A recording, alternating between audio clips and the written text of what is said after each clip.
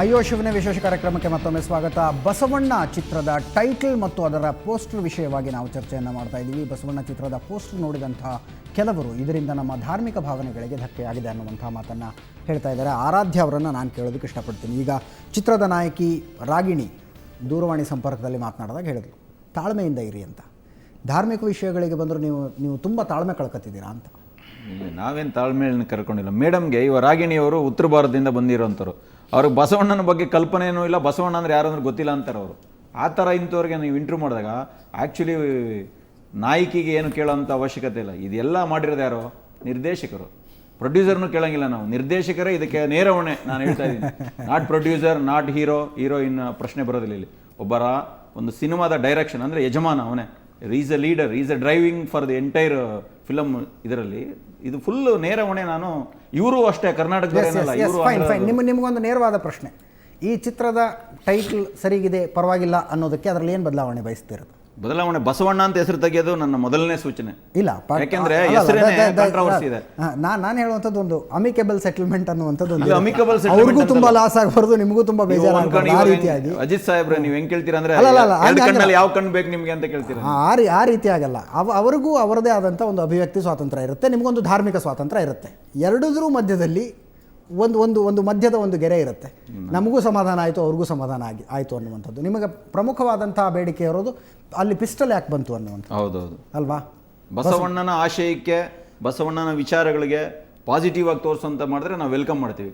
ಆಮೇಲೆ ಗನ್ನು ತೆಗಿಬೇಕದು. ಯಾಕೆಂದರೆ ಧಾರ್ಮಿಕ ಭಾವನೆಯಲ್ಲಿ ನೀವು ಮಧ್ಯೆ ಏನೋ ಒಂದು ಇಟ್ಬಿಟ್ಟು, ಇವಾಗ ಹಣೆಗೆ ಕುಂಕುಮ ಇಡ್ತಾರೆ, ಕುಂಕುಮ ಇಡೋದು ಬಿಟ್ಬಿಟ್ಟು ಅಲ್ಲೇ ಗನ್ ಇಟ್ಕೊಂಡ್ಬಿಟ್ರೆ ನಾವು ಗನ್ ಇಟ್ಕೊಂಡು ಯಾವುದೋ ಒಂದು ಸಿಂಬಲ್ ಹಾಕೊಂಡು ಓಡಾಡಿದ್ರೆ. ಶ್ರೀನಿವಾಸರಾಜ್, ಪೋಸ್ಟರ್ನಲ್ಲಿರುವಂಥ ಮೊದಲನೇ ಅವ್ರಿಗೆ ಆಕ್ಷೇಪಣೆನೇ ಗನ್ ಯಾಕೆ ಬಂತು ಅಂತ. ಓಕೆ, ಗನ್ ತೆಗೆದ್ರೆ ನಿಮ್ಮ ಚಿತ್ರದ ಕಾನ್ಸೆಪ್ಟು, ನಿಮ್ಮ ಕಲ್ಪನೆಗಳು ಅದಕ್ಕೆ ತುಂಬ ದೊಡ್ಡ ಹೊಡೆತ ಬೀಳುತ್ತೆ ಗನ್ ತೆಗೆದುಬಿಟ್ರೆ. ಇಲ್ಲ ನನಗೆ ಅದು ಏನೂ ಹೊಡ್ತಾ ಬರಲ್ಲ. ಅದ್ರ ಬಗ್ಗೆ ಏನು ಅಂದರೆ ಆ ಒಂದು ಪೋಸ್ಟಿಂದ ನನ್ನ ಸಿನಿಮಾ ರನ್ ಆಗುತ್ತೆ, ಅದೆಲ್ಲ ಸುಳ್ಳು. ಫಸ್ಟ್ ಥಿಂಗ್ ಏನಂದರೆ, ಅದಕ್ಕೆ ಮುಂಚೆ ಒಂದು ಆಫ್ಲೈನ್ ಡಿಸ್ಕಷನ್ ಏನಂದರೆ, ಆರಾಧನೆ ಗನ್ ತೆಗಿಬೇಕು, ಗನ್ ಪ್ರಾಬ್ಲಮ್. ಈಗ ಗನ್ ಹಂಗೆ ಇಟ್ಕೊಂಡು ನಾನು ಟೈಟಲ್ ಚೇಂಜ್ ಮಾಡಿಬಿಟ್ಟು ಬೇರೆ ಟೈಟಲ್ ಯಾವುದೋ ಒಂದು ಶಿವಮ್ ಅಂತ ಇಡ್ತೇನೆ, ಓಕೆನಾ? ಅದನ್ನು ಅವರೊಬ್ಬರು ನಿರ್ಧಾರ ಅಲ್ಲ, ನಾನು ಹೇಳ್ತಾ ಅವರೇ ಹೇಳ್ತಾರಲ್ಲ ಗನ್ ತೆಗಿ ಅಂತ. Is commanding me. ಅವ್ರು ಹೇಳ್ತಾರೆ ಗನ್ ತೆಗಿಬೇಕು ಅಂತ. ಅಲ್ಲ, ಅವ್ರು ಹೇಳುವಂಥದ್ದು ಬಸವಣ್ಣ ನನಗೆ ಆರಾಧ್ಯ. ನನಗೂ ಆರಾಧ್ಯ ಸರ್. ಎಸ್, ಅವರೊಬ್ಬರಿಗೆ ಅಲ್ಲ, ಅವ್ರು ನನಗೂ ಆರಾಧ್ಯ. 12ನೇ ಶತಮಾನ ಅದು ಬಸವ ಪುರಾಣ ಬರೆದಿದ್ದೇ ಅವ್ರದ್ದು. Is a universal guru. ಅವರೊಬ್ಬರಿಗೆ ಅಲ್ಲ, is not patented to one community, is belong to everyone. ನನಗೆ ನಾನು ಓವರಾಲ್ ಹೇಗೆ ಹೇಳ್ತೇನೆ, ನಾವು ಅದಕ್ಕೆ ಹೇಳ್ತಿರೋದು ಎಲ್ಲ ಕಮ್ಯುನಿಟಿಗೂ ಇರೋದ್ರಿಂದನೇ ನೀವು ಅದನ್ನು ತೆಗಿತೀವಿ. ಅದಕ್ಕೆ ನಾನು ಹೇಳ್ತಾ ಅದು ತೆಗಿಬೇಕು ಅನ್ನೋದಿದೆ. ಅದಕ್ಕೆ ನೀವು ತಾಳ್ಮೆ.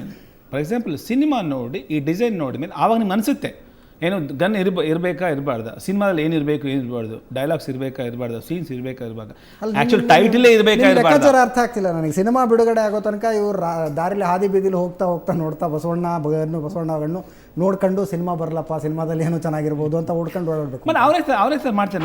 ನಾನು ಸಿನಿಮಾ ಮಾಡ್ತಾ ಇದ್ದೀನಿ. ನಾನು ಪ್ರೊಡ್ಯೂಸರ್ನ ಕೇಳಕ್ಕೆ ಇಷ್ಟಪಡ್ತೀನಿ. ಮನೋಹರ್ ಅವರೇ, ಆ ಪೋಸ್ಟರಿಂದ ಗನ್ ಒಂದು ತೆಗೆದುಬಿಟ್ರೆ ನಿಮ್ಮ ಸಿನಿಮಾ ನೀವೇನು ಕಲ್ಪನೆ ಇದೆ ಈ ರೀತಿಯಾಗಿ ಬರಬೇಕು ಅಂತ ಅದಕ್ಕೆ ಭಾಳ ದೊಡ್ಡ ಹೊಡ್ತಾ ಬೀಳುತ್ತಾ? ಅಲ್ಲ, ನಾನು ಒಂದು ಹೇಳೋದೇನೆಂದರೆ, ಈಗ ಅದು ಅಫಿಷಿಯಲ್ ಇದೇನಲ್ಲ ಅದು ಪೋಸ್ಟರು. ಈಗ ನಾವು ಎಲ್ಲ ಡಿಸೈನ್ ಮಾಡ್ತಾ ಇದ್ದೀವಿ.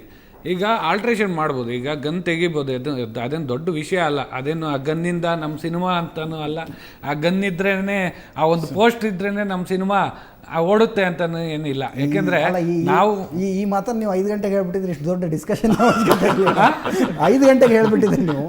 ಗನ್ ತೆಗೆದ್ರೆ ಏನು ಪ್ರಾಬ್ಲಮ್ ಇಲ್ಲಪ್ಪ, ನಿಜ ಅದಕ್ಕೆ ಹೇಳ್ತಾ ಇದ್ದೀನಿ ನಾನು. ಒಂದು ಒಳ್ಳೆ ಸಿನಿಮಾ ಮಾಡ್ತಾ ಇದ್ದೀವಿ. ಈಗ ಪೋಸ್ಟರ್ ಅದು ಅಫಿಷಿಯಲ್, ಈಗ ಬ್ಯಾನರ್ ನೇಮ್ ಇಲ್ಲ, ಪ್ರೊಡ್ಯೂಸರ್ ನೇಮ್ ಇಲ್ಲ, ಎಂಥದ್ದು ಇಲ್ಲ. ಆವತ್ತು ಏನೋ ಸಮ್ ಪೋಸ್ಟರ್ಸ್ ಡಿಸೈನ್ ಮಾಡೋವಾಗ ಬೈ ಮಿಸ್ ಇದು ರಿಲೀಸ್ ಆಗಿದೆ. ಎಲ್ಲದಕ್ಕಿಂತ ಮುಖ್ಯವಾಗಿ ಬಸವ ಜಯಂತಿ ಅನ್ನೋ ಒಂದು ಉದ್ದೇಶ ಇಟ್ಕೊಂಡು ಮಾಡಿದ್ರು ಸರ್. ಬಟ್ ಅದು ಸರಿ ಆಯ್ತು. ಒಂದು ನಿಮಿಷದ ಸಮಯ ಮಾತ್ರ ಇದೆ, 1 ನಿಮಿಷದ ಕಾಲಾವಕಾಶ ಮಾತ್ರ ಇದೆ. ನಿಮ್ಮ ಅಂತಿಮ ನಿರ್ಧಾರ ಹೇಳಿ. ಧಾರ್ಮಿಕ ಭಾವನೆಗಳಿಗೆ ನಂದು ಒಂದು ರಿಕ್ವೆಸ್ಟ್ ಏನಂದರೆ, ನಾನು ಒಬ್ಬ ಸಮಾಜದಲ್ಲಿ ಎಲ್ಲ ರಂಗದಲ್ಲೂ ಒಂದು ತೊಡಗಿಸ್ಕೊಂಡಿರೋನು.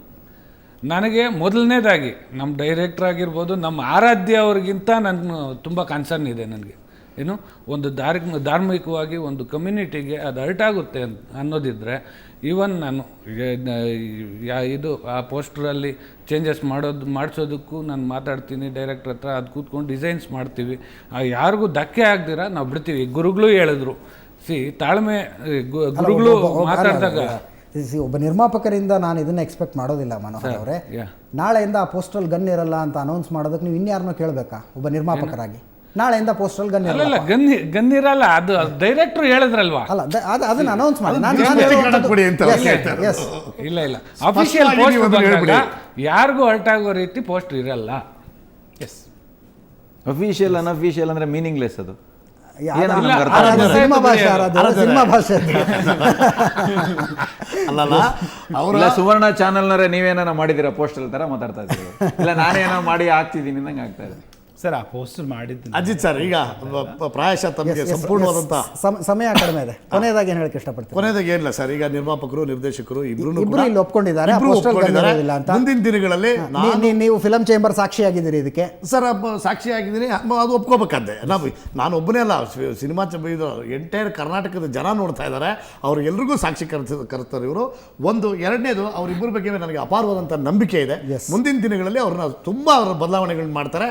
ಅವ್ರ ಸಿನಿಮಾಗೆ ಒಳ್ಳೇದಾಗಲಿ, ವಾಣಿಜ್ಯ ಮಂಡಳಿ ಪರವಾಗಿ, ಕರ್ನಾಟಕದ ಜನದ ಪರವಾಗಿ ನಾನು ಅವ್ರನ್ನ ರಿಕ್ವೆಸ್ಟ್ ಮಾಡ್ತೀನಿ. 4 ಜನ ಅತಿಥಿಗಳಿಗೆ ಧನ್ಯವಾದಗಳನ್ನು ಹೇಳೋಕ್ಕೆ ಇಷ್ಟಪಡ್ತೀನಿ. ಎಲ್ಲೋ ಒಂದು ಕಡೆ ನಮ್ಮ ಚರ್ಚೆಯ ವಿಷಯ ಇದ್ದದ್ದಿಷ್ಟೇ, ಕಲಾವಿದನಿಗೆ ಅವನದೇ ಆದಂಥ ಒಂದು ಅಭಿವ್ಯಕ್ತಿ ಸ್ವಾತಂತ್ರ್ಯ ಇರುತ್ತೆ. ಅದೇ ರೀತಿಯಾಗಿ ಆತನ ಅಭಿವ್ಯಕ್ತಿ ಸ್ವಾತಂತ್ರ್ಯ ಇನ್ನೊಬ್ಬರ ಧಾರ್ಮಿಕ ಭಾವನೆಗಳಿಗೂ ಕೂಡ ಧಕ್ಕೆ ಆಗೋ ಹಾಗಿರಬಾರ್ದು.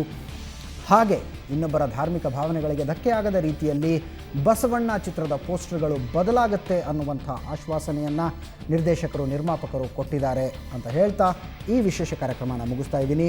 ನೇರ, ದಿಟ್ಟ, ನಿರಂತರ ಸುದ್ದಿಗಾಗಿ ನೋಡ್ತಾ ಇರಿ ಸುವರ್ಣ ನ್ಯೂಸ್.